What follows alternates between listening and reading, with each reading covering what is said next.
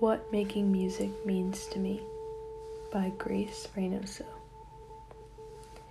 Creation is oftentimes a product of experience, the most beautiful discomfort.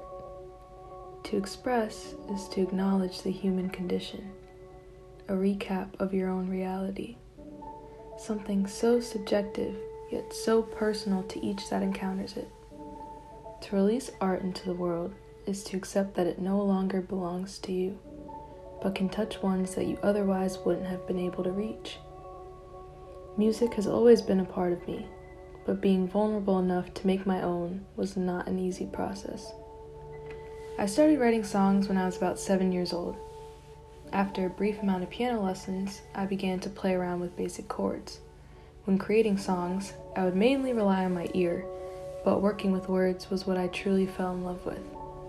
My mother would always coax me into performing for my family members on holidays and birthdays, which I didn't like at all.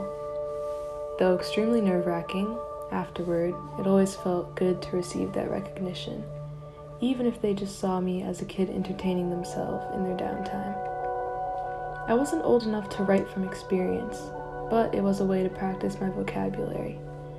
Writing songs was entertainment that didn't require anyone but myself, and I was in control of every part of it. By the time I reached high school, I wrote less.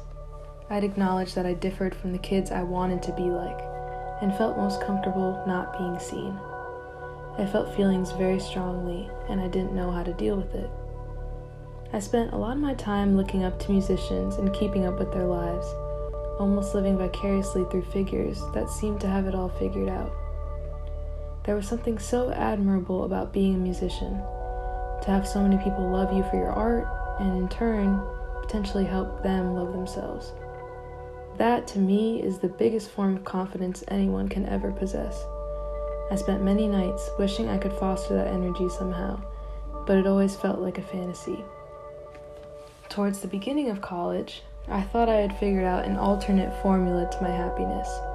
I was involved, had gotten into the college of my choice, and was rarely ever alone.